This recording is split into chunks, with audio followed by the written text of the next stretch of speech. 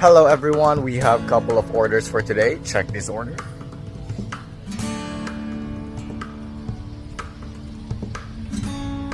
So meron mga ilan na mga umorder sa atin for today pero madamihan yung order nila for distribution tayo today. Today is Monday, the first day of the week. Today is August 18. Time check is 11:18.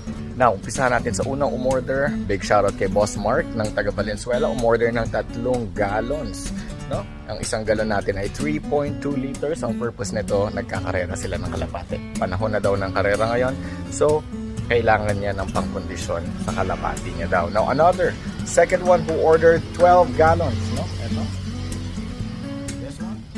Big shoutout sa Esmeralda Restaurant in Manila. Customer ito ng utol ko, ng kapatid ko.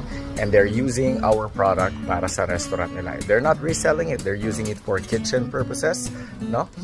Customer ito ng kapatid ko. So, there you go. 12 gallons. Going to a restaurant. Now, meron ding umorder ng 12 pieces na 700 ml. Like this. But this one, itong bote na to, na nag-iisa na to, this will be going to TikTok shop. Merong umorder sa atin sa TikTok shop. Babalutin natin ito mamaya.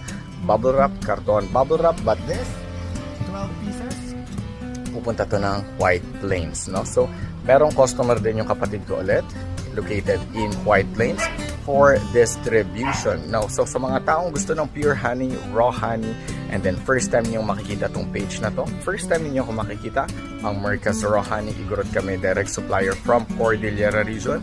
If you want to get in a wholesale price, bulk orders, discounts, just send us a message. We might do business together.